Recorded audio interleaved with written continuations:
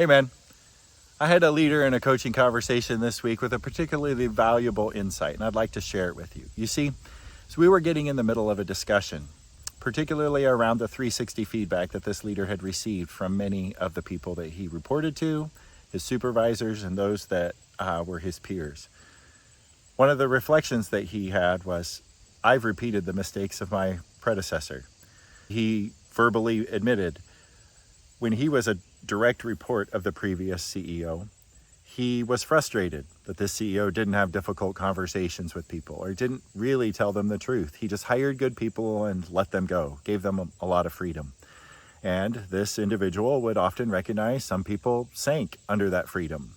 Some people did not meet the expectations. And then the longer that went along, the more toxic and caustic it got. So they just passed these people around in the organization until they decided to go patiently or move on. And you see, this leader has now become the CEO. He's now imprinted off of that type of leadership, and he doesn't know how to change it because he's fearing the culture around him will revolt if he does anything differently. And he's repeating some of the sins of his predecessor.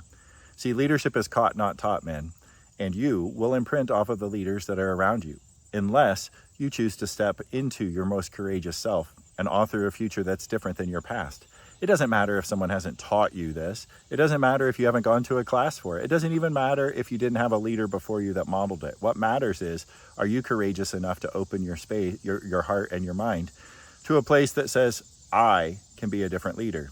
You don't want other leaders to imprint off of your bad behaviors. You want to be your most courageous and authentic self, stepping into a leadership where they want to go. You need to become the leader that you want them to be.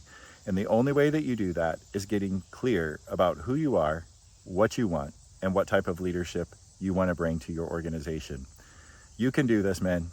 It's the hardest and the most rewarding journey you'll ever take.